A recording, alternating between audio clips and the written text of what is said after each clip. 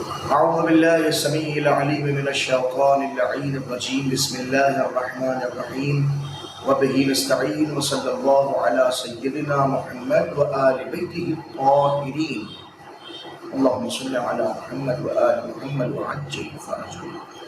قال امام العلي عليه الصلاة والسلام العلم محيي النفس ومنير العقل ومميت الجهل.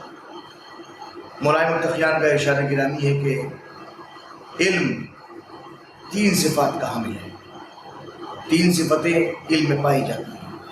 پہلی صفت یہ ہے کہ علم نفس انسانی کو حیات عطا کرتا ہے. یعنی اگر نفس انسانی کو زندگی چاہتے ہیں تو علم حاصل کریں تاکہ نفس انسانی زندہ ہو سکے. زندگی مل گئی تو اب کیا کیا جائے؟ فرماتے ہیں وَمُنِيرُ الْعَقْلِ، عقل کو نور عطا کرنے والا علم ہوتا ہے. لیکن کہ زندگی اکیلی کافی نہیں ہوتی، عقل کا استعمال ضروری ہوتا ہے. مگر عقل کا استعمال کیسے کریں؟ اس لیے کہ عقل کے استعمال کے لیے ضروری ہے کہ نور بھی ہو، تو نور بھی علم ہوتا ہے. علم ایک وقت میں نفس کو زندہ کرتا ہے، دوسرے وقت کے اندر علم عقل کو نور عطا کرتا ہے. اور تیسری منزل وہ ممیت الجہل. علم کی کیفیت یہ بھی ہے کہ جب انسان کے پاس وہ جہالت ہوتی ہے تو اس جہالت کو مارنے کا کام، ختم کر دینے کا کام علم کا ہوتا ہے. جیسے جیسے علم آتا جاتا ہے ویسے ویسے جہالت ختم ہو چلی جاتی ہے.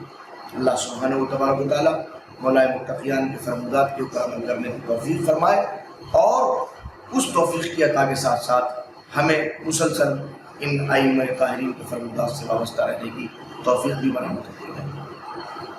آئیے کتاب اسکرین پر موجود ہے، ملاحظہ فرمائیں. الأول مفهوم الشرط.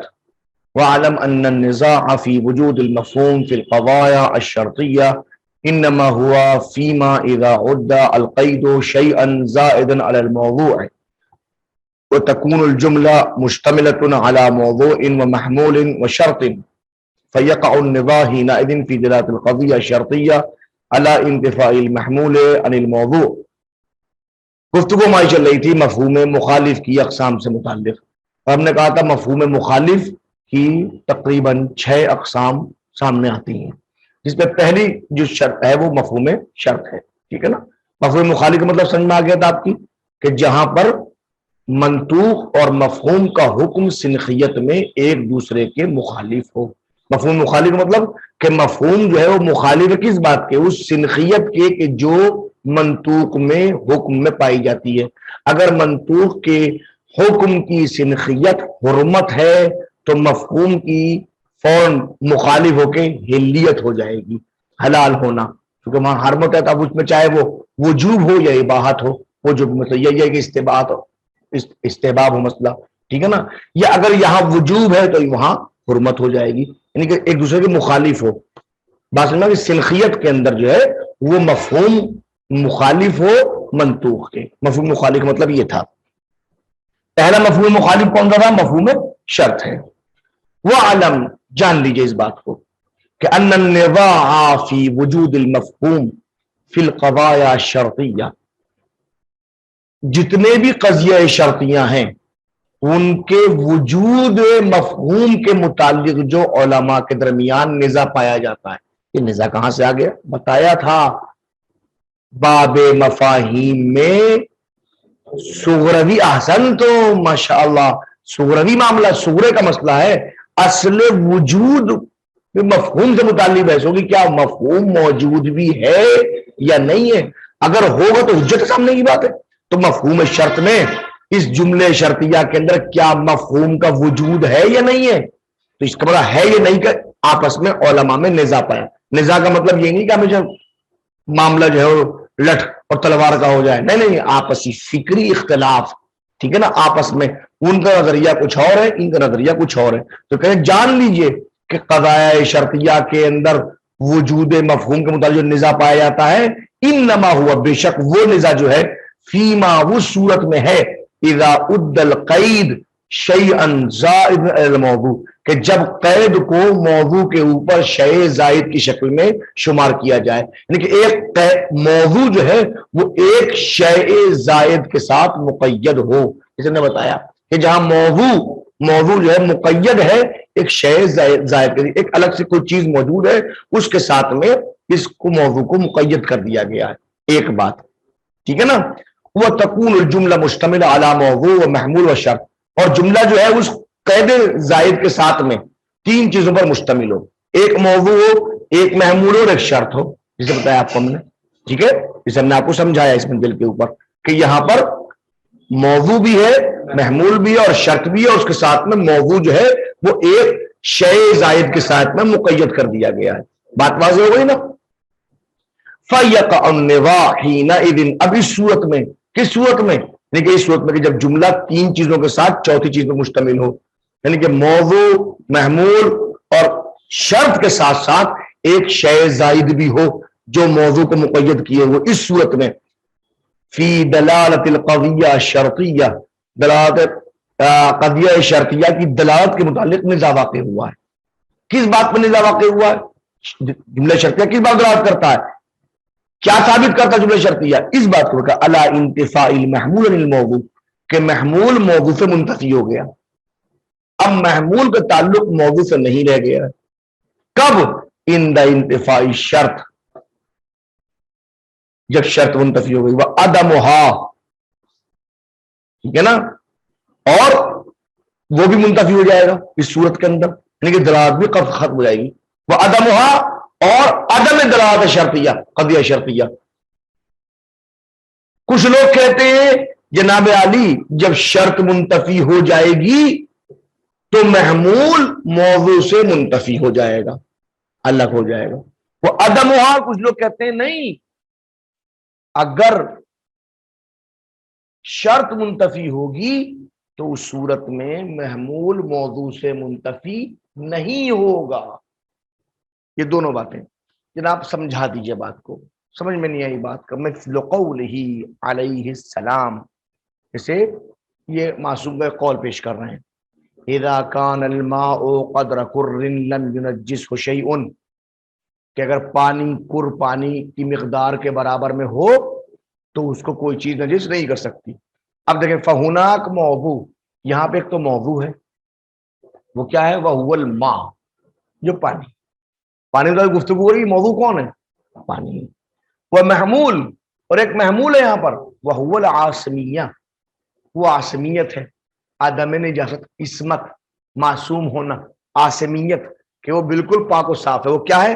لم ینجس ہو، اگر نجاست آ جائے گی تو عاصمیت نہیں رہے گی پھر تو، ٹھیک ہے نا، ایک عاصمیت ہے۔ وہ شیء آخر باسم شرط، اور ایک ایسی چیز ہے جس کے ساتھ یہ حرف شرط مقید ہو رہا ہے، جو شرط موجود ہے، وہ کیا ہے؟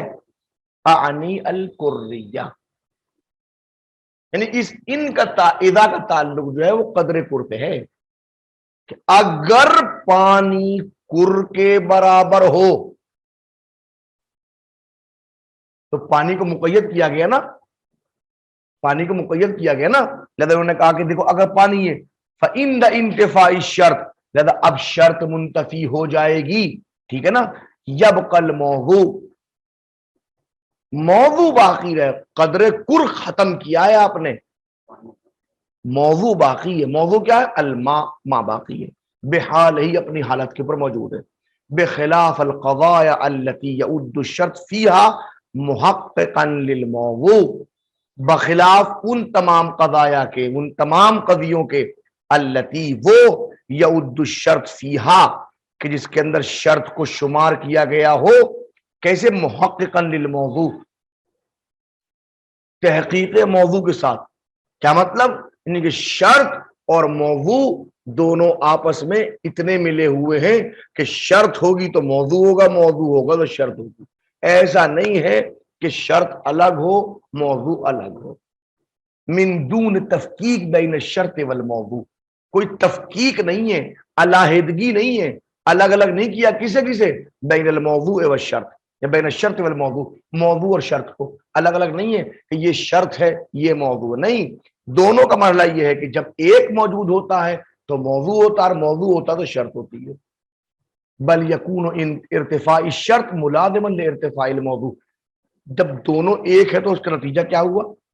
نتیجہ یہ ہوا کہ بل یکون ارتفاع الشرط، کہ شرط منتفی ہوگی تو ملازمن اس کا لازمہ یہ نکل کے آئے گا کہ ارتفاع الموضوع کے موضوع مرتفع ہو جائے. جب شرط ختم ہوگی تو موضوع بھی ختم ہو جائے گا کیونکہ دونوں ایک ہی تو ہیں. ٹھیک ہے نا؟ جیسے فہیا خارج عن محل الموضوع، تو یاد رکھیں یہ محل موضوع سے خارج ہے، یعنی اس کے اوپر علماء میں نزاع ہے ہی نہیں. سب کہتے ہیں کہ اس کا تو موضوع کے اس کے مفہوم کے مطابق سوال ہی کچھ نہیں ہے، اس کے مطابق گفتگو ہی کچھ نہیں ہے. بس گفتگو کہاں ہوگی؟ جہاں پر موضوع ایک قید زائد کے ساتھ مقید ہو، اور اس کا عالم یہ ہوگا اگر وہ ختم ہو جائے تو موضوع اپنی جگہ پر باقی رہے.